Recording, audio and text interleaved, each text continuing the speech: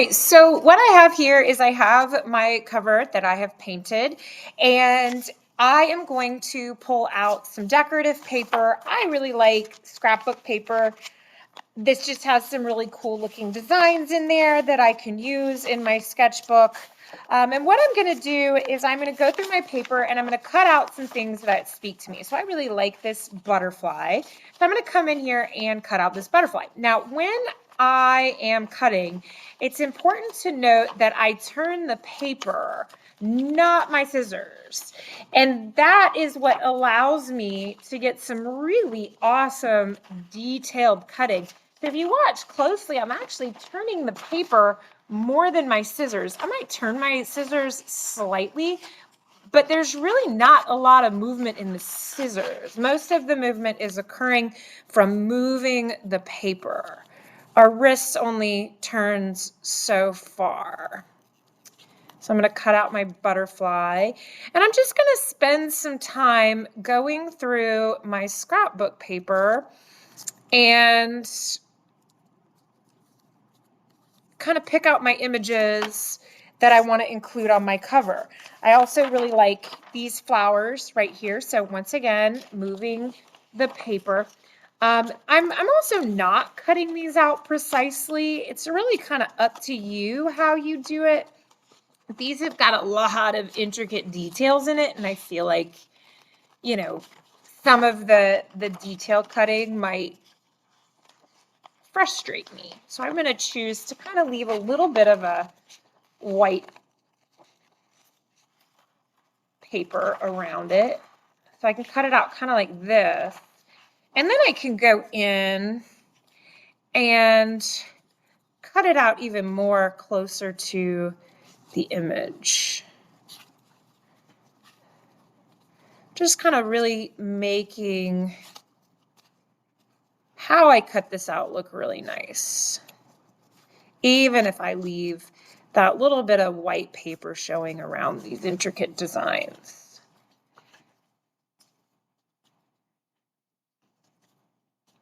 What we want to avoid is lazy cutting.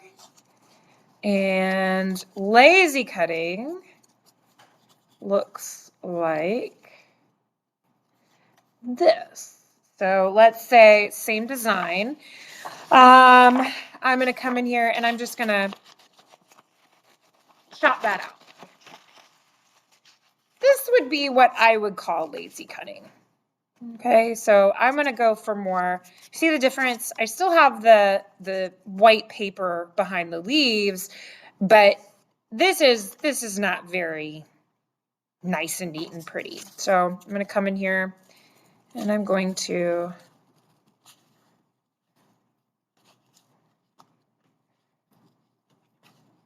kind of finesse this a little bit, make it fancy. This is nice, neat, artistic cutting, making artistic, thoughtful choices, making this look really nice. So I've got a butterfly. I'm going to trim my butterfly up a little bit.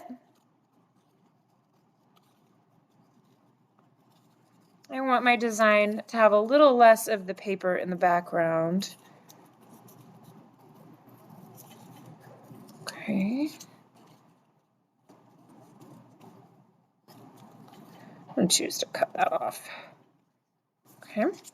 I've also cut out, I really like this, and I initially cut out some straight lines, but I really like swirls better. So I'm going to come in here and maybe cut out a really pretty line.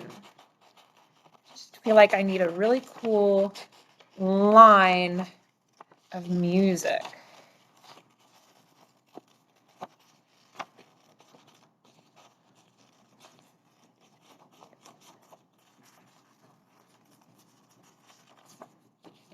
So right now, all I'm doing is I am cutting out what speaks to me.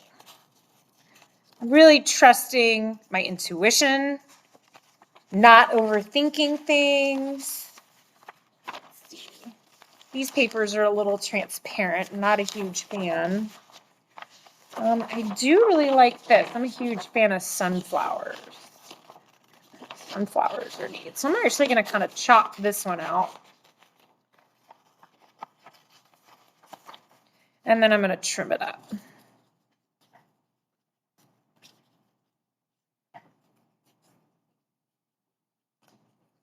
So remember, moving the paper will really help you get nice, detailed, artistic cutting. I'm going a little fast.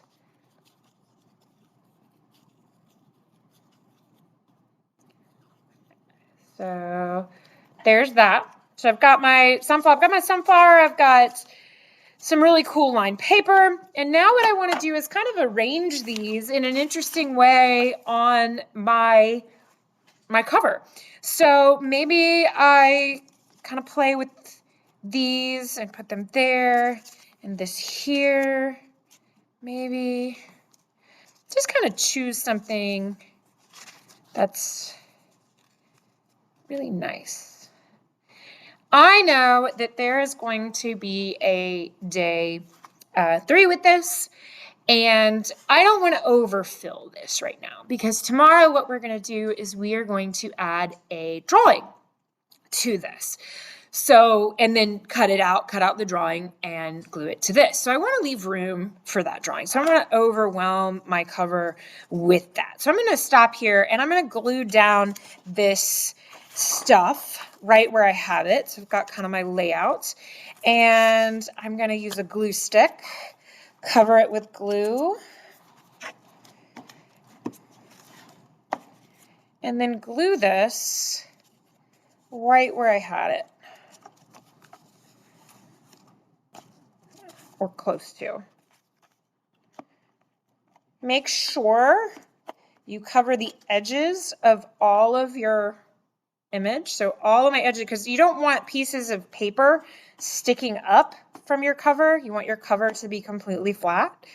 So I'm going to stick this right here. I'm going to stick this right here.